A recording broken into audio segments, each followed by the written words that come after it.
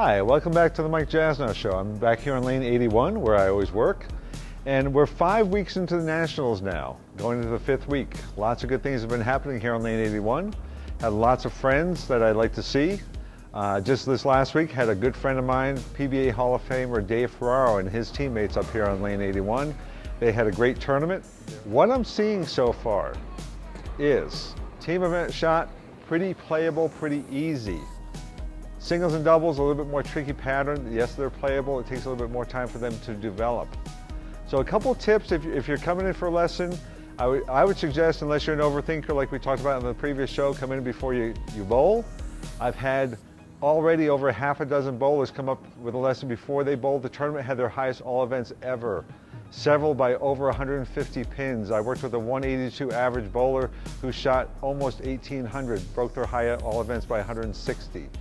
So if you're coming in and you're not afraid, come in before you bowl. Now, team event shot, very playable for being a sports shot. I hesitate to say it's easy because it is tougher than a house shot. But for the higher level bowlers, it's an easy sports shot. I'm seeing 3 to 4 boards at the break point to hit the pocket and strike with nobody burning a shot in. It's there on the fresh. All you have to do is use the right equipment and make good shots. That's kind of a big if, using the right equipment and making good shots, okay? If you don't make good shots, they don't play that easy.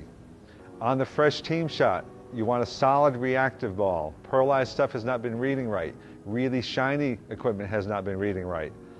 I think because there's a little bit less volume this year, you want to use a little bit less surface than last year. 2, 3, 4,000, depending on the rev rate.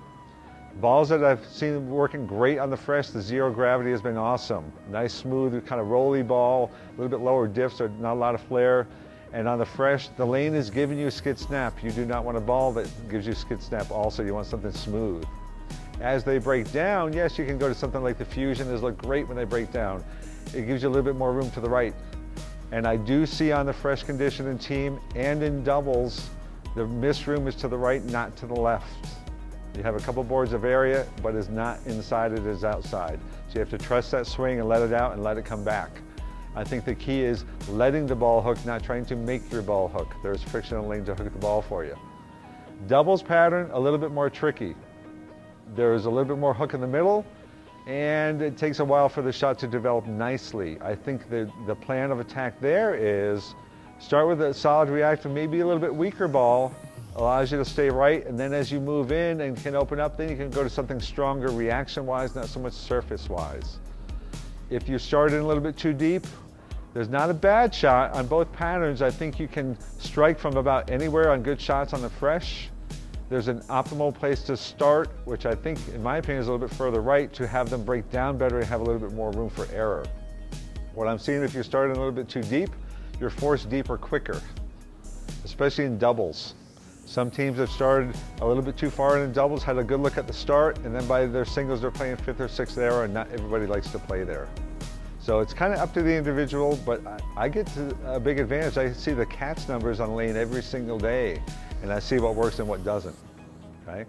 So come out with a plan of attack, have your equipment ready, and bowl your best, and see what the scores say.